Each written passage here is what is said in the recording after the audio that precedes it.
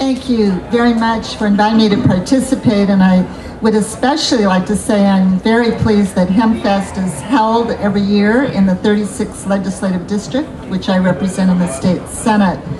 And a year ago, actually August 20th, former Representative Toby Nixon, Republican and Libertarian, and I had an op-ed published in the Seattle Times in which we commended Hempfest in its mission statement for, quote, saying that the public is better served when citizens and public officials work cooperatively in order to successfully accomplish common goals.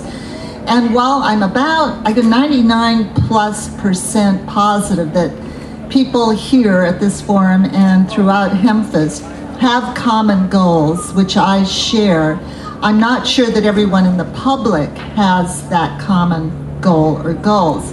And what I would like to talk about briefly is my perspective as a legislator in terms of providing and furthering our protections for patients, qualified patients who are using medical marijuana or cannabis with the authorization of their doctors and other licensed medical professionals. And also the issue of legalization. Where do we go from here? I'd like to just give a very short background on what we've done here in Washington State. As we know, 14 states since the early 1970s have provided the opportunity for states to enact decriminalization statutes. Unfortunately, Washington State is not one of those 14 states. And we have tried the last 2 years with legislation I introduced to have that accomplished. It's not worked, and so we have to decide now what we want to do. I focus on public policy making and what strategy may be the most viable to reach the common goal that we have.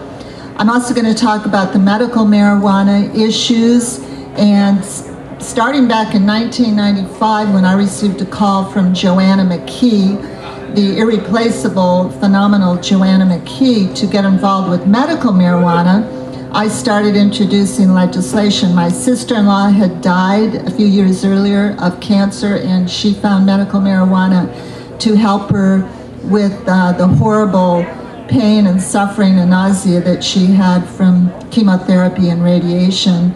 And then in 1998, my best friend died while we were deliberating legislation I'd introduced on medical marijuana, which we did not get through, so I gladly joined with the forces to work on getting Initiative 692 approved by the voters in 1998, led by Dr. Rob Killian and many organizations, which did get accomplished. Since then, I've worked to try to make sure that it works effectively, that the law works, and that's when we get into a nexus between legislation that goes through the legislative process, citizen activism, which is essential, and thirdly, raising the visibility and understanding of the public and the mainstream public who don't really know. The ACLU had conducted polls that showed that there was widespread support of that, and eventually we were able to enact some changes to make things more readily available for qualified patients, to help out providers and physicians. This last session, we enacted legislation I introduced to allow for all licensed medical providers to provide the authorization for qualified patients to be able to utilize cannabis or medical marijuana.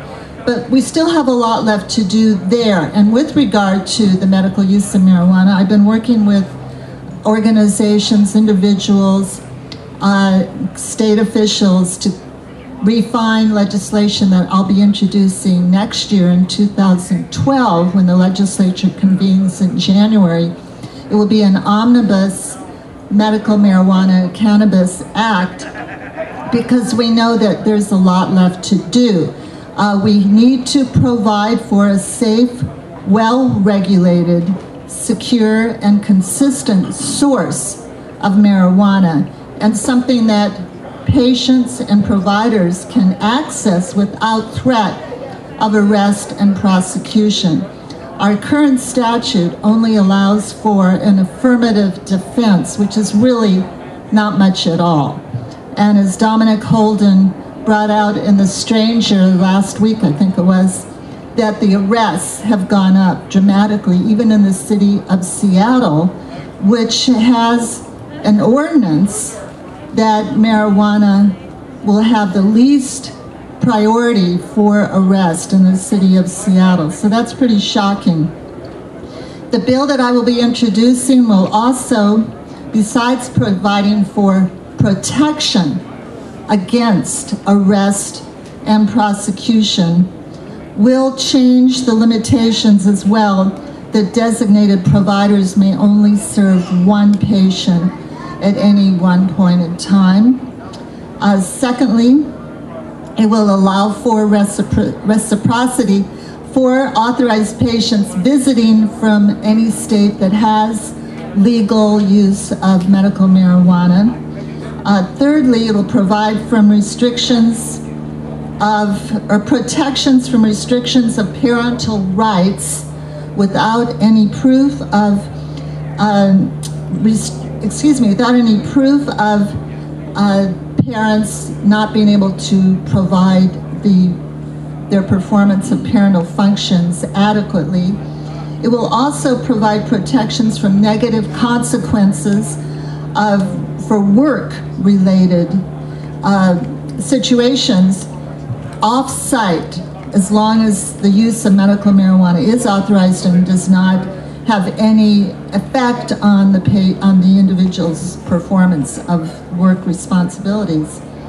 And also, and this is another very important part of the legislation that we're working on, that we will create a system for licensing and regulation of production and dispensing of medical marijuana for qualified patients through the Department of Agriculture and the Department of Health.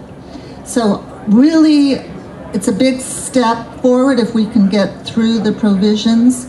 But as a legislator, I know that what has to happen is we have to convince a majority of legislators to get that accomplished, which is where many of you come in to help persuade legislators that this is really, really important to do. With regard to the discussion of legalization, I had been convinced 2 years ago that the best way to go about getting to that stage was to have deregulation come about first. As I mentioned earlier, we're not one of the 14 states that allow for deregulation, dating back to the 1970s. And it seemed like too much of a leap for the public to accept, and for legislators too, that we go the full legalization route. But I have since been convinced through the incredible work of Sensible Washington, which has raised the visibility in the public dramatically, and as well as other groups working on this issue, that we should tackle legalization. It's going to be interesting to see what happens in California in November with their initiative. And Douglas Hyatt, who will be speaking, and I've had many conversations about this. This is a good example of supporting the common goals, but maybe having a different approach.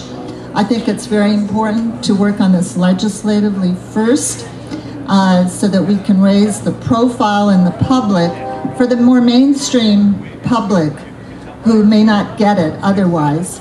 But secondly, I wish that the initiative that apparently is being offered in 2011 would do two things. One, provide regulation, because although Douglas will say that the legislature can provide regulation, it takes 2/3 vote of the legislature to amend an initiative after it's approved by the voters. After 2 years, it's a simple majority, but the legislature really very, very rarely amends an initiative. They don't like to do that. So I'd rather have regulations within the initiative language, or directions to the appropriate agencies or the local governments, such as in the case with the California initiative, And secondly, I think 2012 would be a better year with more likelihood of getting the measure approved by the voters, because it'll be a huge voter turnout year with the presidential election and gubernatorial election. 2011 elections are city and county ones. They're just not going to have the pull to get as many voters out. But again, I support the goals. We need to move forward. And if a citizen initiative is the way to do it, that's fine with me, and I will work on it. But I want to make sure that we're approaching it in the most effective way. Thank you.